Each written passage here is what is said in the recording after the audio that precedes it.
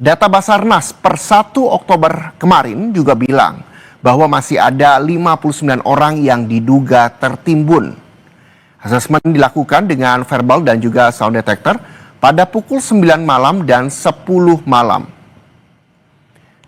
Hal ini dilakukan sembari menunggu golden time sampai sore hari nanti, di mana Basarnas juga masih melakukan pencarian secara manual dan visual. Tim SAR juga akan menggelar rapat koordinasi dengan stakeholder terkait termasuk warga dan juga keluarga korban. Dan nantinya saudara, hasil asesmen untuk menentukan langkah evakuasi selanjutnya apakah masih dengan cara manual atau menggunakan alat berat.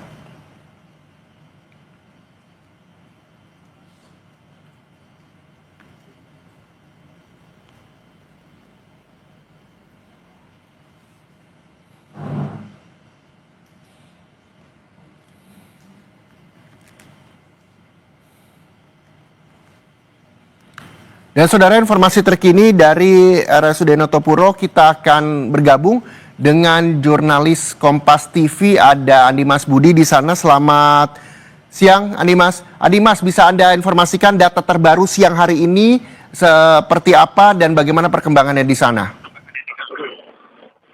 Iya, Reza dan juga saudara, dari tempat saya melaporkan di Rumah Sakit Siti Hajar, Kabupaten Sidoarjo ini memang untuk saat ini sudah tinggal 3 pasien saja yang menjalani rawat inap. Dari sebelumnya 8 orang, untuk mulai kemarin malam sampai tadi pagi, 5 orang telah diperbolehkan untuk kembali ke rumah ataupun menjalani rawat jalan.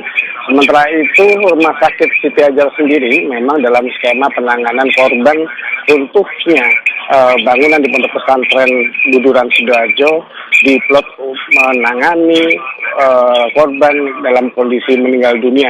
Di Rumah Sakit Siti Hajar sendiri, Polda Jatim telah mendirikan posko postmortem untuk melakukan proses identifikasi di mana ketika nanti jenazah yang dievakuasi meninggal dunia.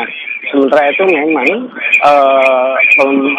petugas telah menyiapkan 2 rumah sakit, antara lain Rumah Sakit Siti Hajar dan juga Rumah Sakit RSUD Notopuro. Skemanya memang Rumah Sakit RSUD Notopuro itu dilakukan untuk penanganan korban yang masih selamat. Sementara itu di RSUD Notopuro sampai siang tadi itu masih ada 13 korban yang masih menjalani rawat inap. Dari 13 itu, 5 diantaranya adalah korban baru yang berhasil dievakuasi petugas pada kemarin petang hingga malam hari.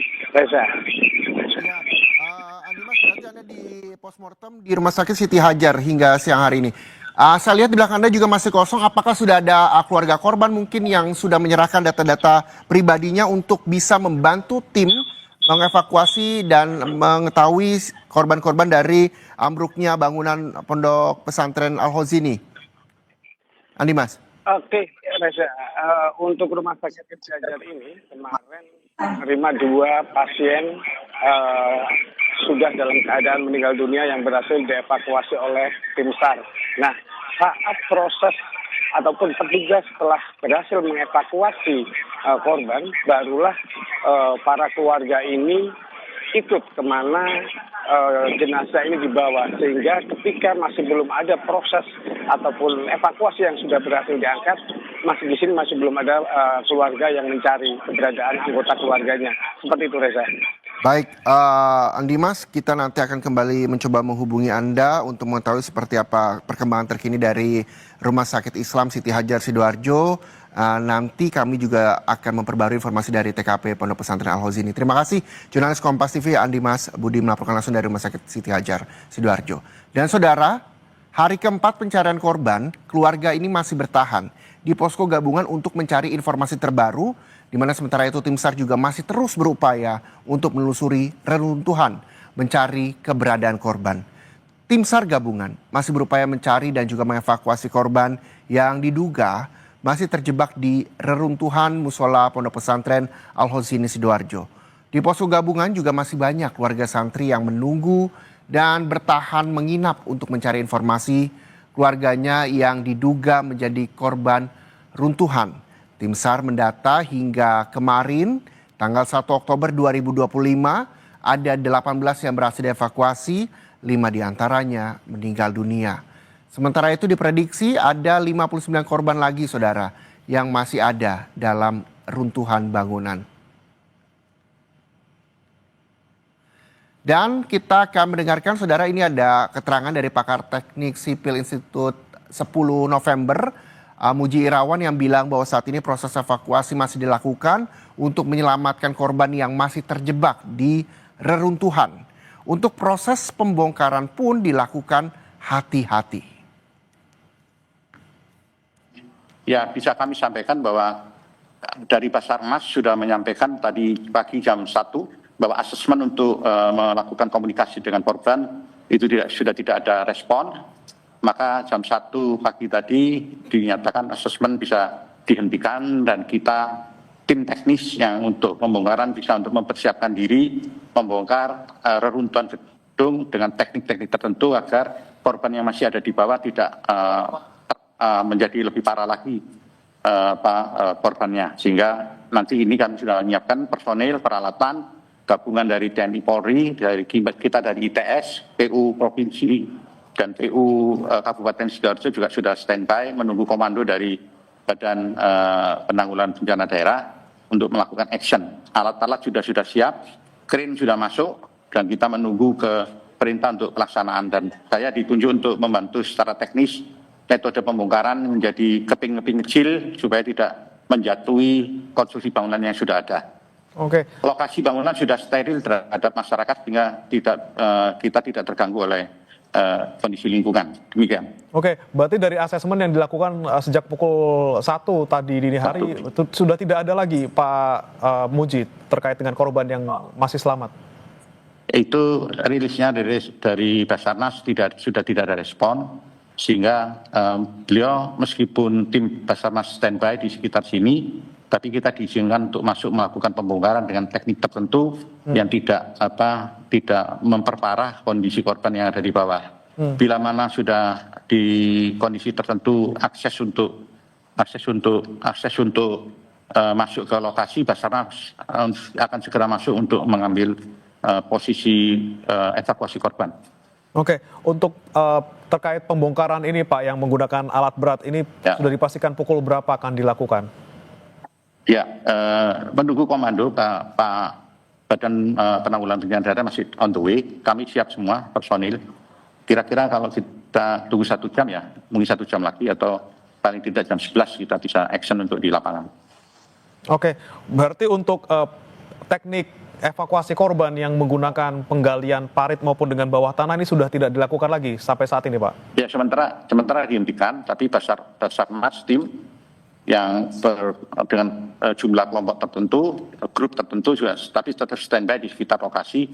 Begitu kita bisa mendapatkan akses untuk mencapai korban, langsung mereka masuk ke lokasi meskipun pembongkaran belum selesai, sehingga evakuasi untuk korban bisa segera cepat dilakukan.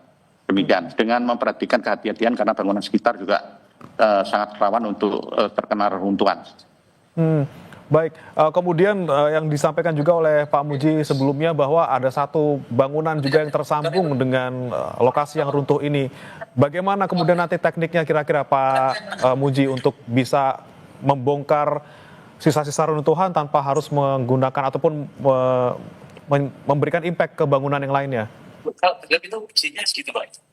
Ya, metode sederhananya yang mudah dipahami adalah elemen-elemen struktur yang sudah pecah, kita potong kecil-kecil dengan berat maksimum 1 ton, sehingga pengangkatannya itu tidak membentur bangunan yang existing, dan yang masih kondisi reruntuhan yang tidak stabil itu tidak tambah ambles, tambah runtuh ke bawah, sehingga nanti kita harus hati-hati, sampah-sampah kita bersihkan dulu, kemudian kita potongi elemen-elemen struktur yang bisa kita angkat menjadi potongan kecil-kecil dengan berat maksimum 1 ton.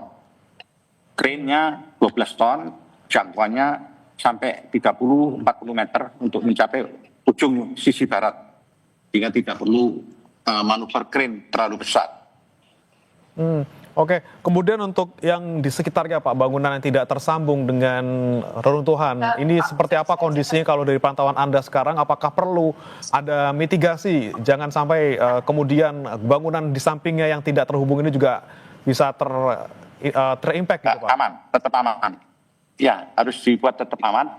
tidak boleh membuat hubungan hentakan ke bangunan sebelah, sehingga gedung sebelah akan aman untuk nantinya dari reruntuhan dan evakuasi juga cepat dilakukan. Jadi kita tetap juga memperhatikan kondisi bangunan di sekitarnya. Oke, kondisi tanah dan juga konstruksi bangunan lain masih aman juga, Pak? Untuk sementara kondisi tanah masih bagus, fondasi bagus, tapi bangunan sebelah kalau ada benturan atau tarikan dari reruntuhan ini membahayakan, itu kita hindari supaya tidak ada benturan maupun tarikan ke bangunan existing. Nah, mengingat kemarin ada gempa yang terjadi di Sumeneb gitu Pak, yang kemudian getaran juga terasa sampai ke Sidoarjo. Mungkin seberapa besar berdampak pada parahnya runtuhnya bangunan di sana ataupun proses evakuasi nanti?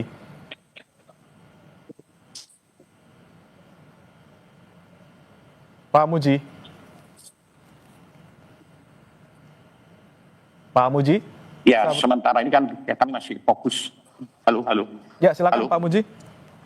Ya, saya dengar. Halo. Ya.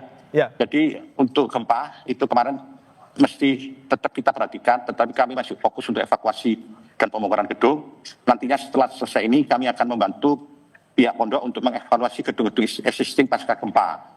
Bila mana diperlukan perkuatan atau strengthening perkuatan elemen struktur, kita juga siap membantu secara teknik dan dibantu oleh pemerintah daerah Kabupaten Sidoarjo. Nanti kita akan bantu setelah evakuasi dan pembersihan bangunan gedung selesai dilakukan. Tetap kita perhatikan pasca gempa untuk dievaluasi struktur existing bangunan di sekitarnya.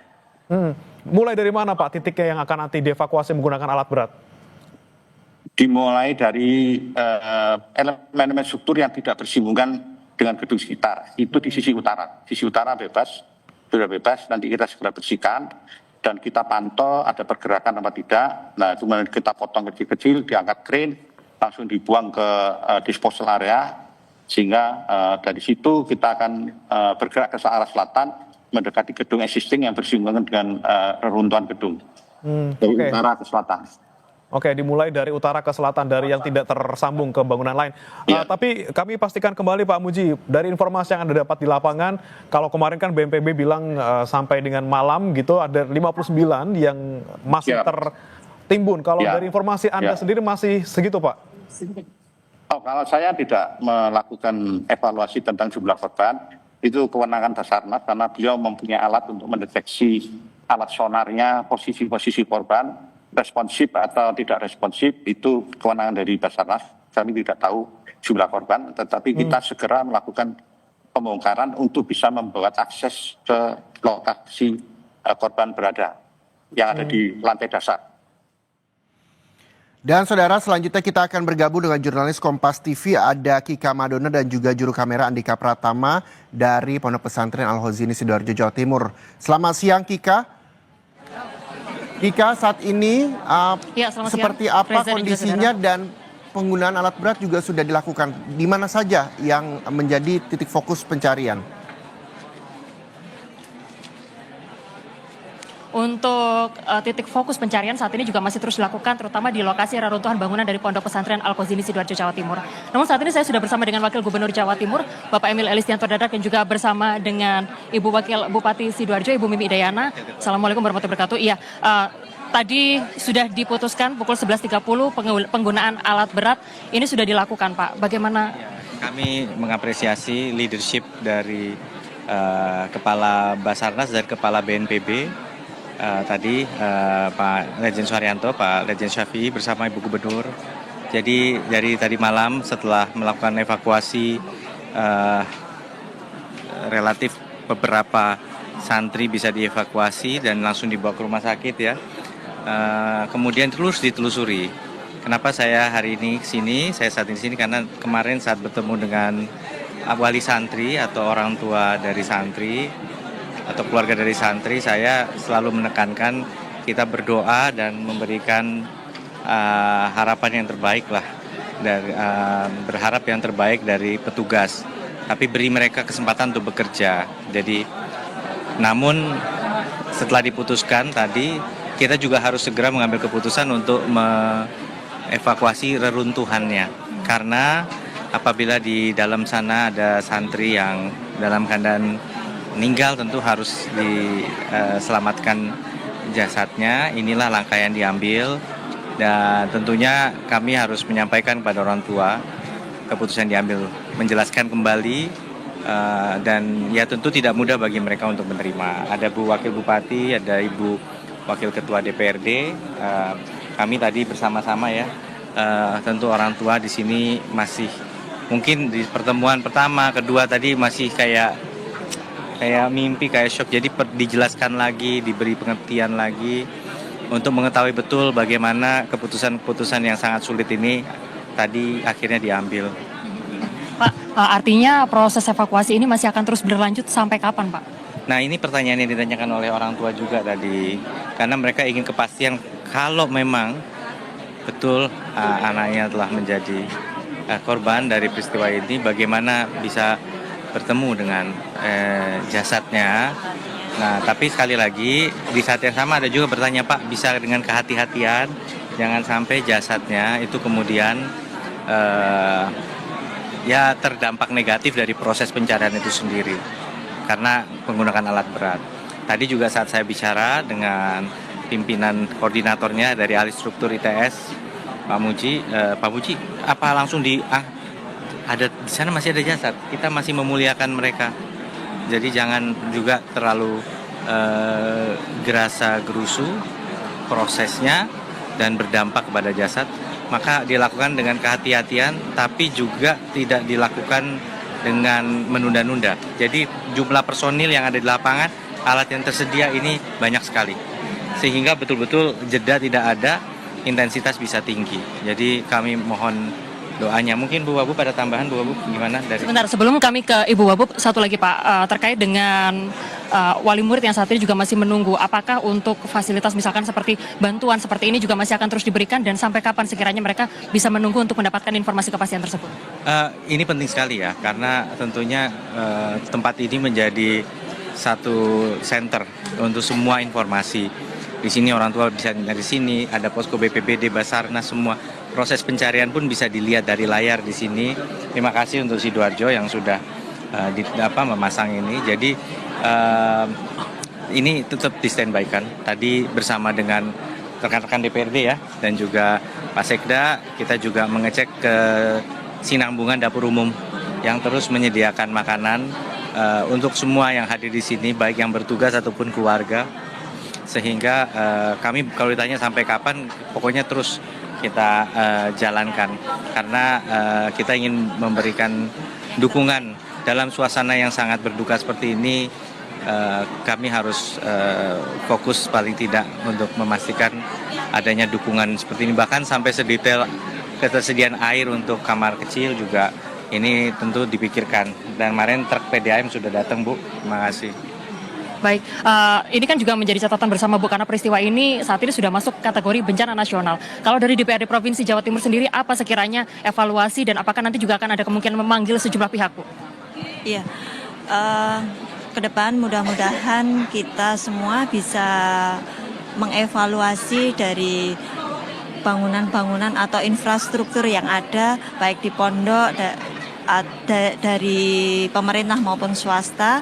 Jadi kita mungkin berikan fasilitas untuk konsultan bangunan yang lebih baik dan mungkin kita ada pendampingan seperti itu biar bangunan-bangunan atau infrastruktur yang dibangun oleh pihak-pihak mungkin swasta ataupun pemerintah itu bisa sesuai dengan standar. Baik, itu tentunya akan menjadi catatan tersendiri Ibu ya ke depannya, supaya peristiwa serupa tidak terjadi lagi seperti saat ini. Ya, baik. Kepada Ibu Mimi Idayana, Wakil Bupati dari Sidoarjo, tadi sempat mendengar langsung bagaimana apa kemudian yang disampaikan oleh para wali murid, orang tua yang saat ini sedang menanti, Bu, kabarnya. Bagaimanapun mereka masih menunggu bagaimana untuk supaya anak mereka bisa dipulangkan seperti itu, Bu. Pertama-tama kita harus menenangkan dulu dua orang tua ini karena memang masih gimana-mana masih shock, sangat shock sebenarnya. Dan mereka sudah ikhlas, intinya orang tua ini segera dievakuasi dan diketemukan dan segera dimakamkan kalau memang sudah diputuskan untuk melakukan pengambilan dengan alat-alat berat ini. Yang hari ini sudah ada kesepakatan untuk menurunkan alat berat ini segera mengambil puing-puing mulai dari atas sampai ke bawah. Jadi bisa segera diketemukan. Ibu, tentunya tidak semua wali murid bisa datang ke sini untuk bisa langsung menyaksikan proses ini. Kepada wali murid mungkin yang sekarang sedang di rumah dan menantikan proses ini berlangsung, pesan apa, pesan penguatan apa yang kemudian ingin disampaikan kepada para wali murid yang sedang menanti kabar ataupun anggota keluarga yang lain? Pesan, ya pertama-tama saya turut berduka cita atas musibah ini, dan untuk orang tua yang mengalami ini supaya lebih ikhlas, tawakal lagi kepada Allah karena semuanya ini adalah takdir dari Allah dan kita harus bersama-sama berdoa mudah-mudahan ini tidak terjadi lagi di semua pesantren-pesantren yang ada di lingkungan kita. Jadi kedepannya saya lebih mengutamakan nanti pendekatan kepada pesantren-pesantren yang ada di Sidoarjo terutama. Ibu, ini kan juga ada 103 yang korban yang juga kemudian selamat. Ini artinya apakah nanti juga akan ada pendampingan secara psikologis, Bu, untuk korban-korban yang selamat? Betul, kita sudah menyiapkan pendampingan psikologis setiap yang dirawat di rumah sakit saat ini. Jadi persatu ada pendampingan, terutama juga pendampingan ke orang tua yang belum diketemukan. Baik, terima kasih untuk waktunya bersama kami di Kompas TV. Setelah ini langsung ninjau lagi, Mas? Tadi kami sudah meninjau, kami tentu akan, kita dari rekan di Pemprov ini bergantian untuk memastikan kesinambungan, termasuk Pak Sekda sebagai Kepala BPBD dan Kepala Pelaksana BPBD Pak Gatot, terus pastikan kesinambungan dukungan yang ada. Tadi Bu Gubernur juga baru dari sini memastikan mobilisasi alat berat berjalan dengan lancar dan berkoordinasi dengan pihak pondok pesantren. Satu lagi, Mas, ini kan proses evakuasi masih terus berlanjut. Tim juga masih banyak yang bertugas di sana. Selain anggota keluarga yang juga perlu dikuatkan, ada semangat juga yang perlu disampaikan kepada para tim yang saat ini masih terus bertugas untuk melakukan proses evakuasi. Apa, Mas, ini? Pertama-tama kami mengucapkan terima kasih dan apresiasi serta rasa bangga kami kepada, saya menyebutnya patriot ya, karena pada saat melaksanakan tugas ini mereka sebenarnya juga berhadapan dengan bahaya yang tidak main-main, sehingga dan energi yang dibutuhkan luar biasa. Kami tentu fokus memberikan dukungan terbaik kepada seluruh yang bertugas, dan kami harap diberikan tentunya semangat untuk menuntaskan semua proses yang berjalan ini sebaik-baiknya. Terima kasih untuk waktunya bersama kami di Kompas TV. Dan juga itulah tadi seperti yang tadi, baik, terima kasih. Itu tadi yang juga kemudian disampaikan dari Wakil Gubernur Jawa Timur Emil Elistianto Dardak, lalu juga ada pimpinan dari Wakil DPRD Provinsi Jawa Timur yang menyatakan bahwa nanti untuk proses evaluasi terhadap bangunan ini juga masih akan terus dilakukan, dan juga sejumlah pihak juga pastinya nanti akan dipanggil untuk dimintai keterangan dari DPRD Provinsi Jawa Timur. Penguatan juga disampaikan oleh Wakil Bupati Sidoarjo yang menyatakan bahwa penguatan semangat, meskipun wali murid juga sudah menyatakan bahwa ikhlas karena di hari keempat proses pencarian ini juga masih belum menemukan titik terang.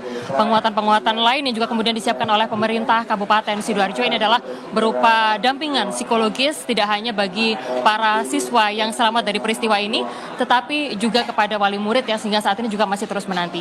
Bantuan dan juga posko masih akan terus berjalan seiring dengan proses evakuasi yang hingga saat ini berjalan. Tadi Reza dan juga saudara sudah disampaikan secara resmi oleh Kepala BNPB, lalu juga kemudian disampaikan oleh Menko PMK. Ada sejumlah strategi yang saat ini dilakukan oleh sejumlah pihak, oleh tim penyelamat untuk melakukan proses evakuasi di Pondok Pesantren Al-Qazini Sidoarjo, Jawa Timur, yang mana tadi sudah ditetapkan pada pukul 11.30 waktu Indonesia bagian Barat menggunakan alat berat. Proses evakuasi menggunakan 5 unit crane untuk kemudian melakukan upaya pembersihan seperti itu di lokasi kejadian. Pemilihan penggunaan alat berat atau crane ini bukan tanpa alasan, melainkan sebelumnya sudah dilakukan proses asesmen seperti itu. Jadi dari pihak Basarnas ini juga sudah menggunakan sejumlah teknologi, mulai dari kamera maupun alat-alat detektor untuk kemudian memastikan bahwa di lokasi tersebut ini tidak ada tanda-tanda kehidupan, sehingga hal tersebut yang juga kemudian menjadi salah satu alasan dari tim SAR kemudian menggunakan alat berat. Selain itu juga tadi kemudian dipastikan dari pihak anggota keluarga, perwakilan, wali murid dan juga keluarga yang juga kemudian tadi sudah memberikan surat pernyataan yang menyatakan bahwa sepakat untuk penggunaan alat berat ini akan dilakukan, maka akhirnya diputuskanlah bahwa proses penggunaan alat berat ini akan dilakukan untuk proses evakuasi terhadap reruntuhan yang ada di Pondok Pesantren Al-Qazini Sidoarjo, Jawa Timur. Tidak hanya itu, untuk memastikan bangunan-bangunan di sekitar lokasi ini aman dan tidak ada orang seperti itu, pihak dari tim SAR juga kemudian melakukan upaya sterilisasi, terutama untuk bangunan-bangunan bertingkat seperti itu, sehingga hal ini nantinya diharapkan tidak mengganggu proses evakuasi yang juga kemudian sedang berlangsung pada hari ini.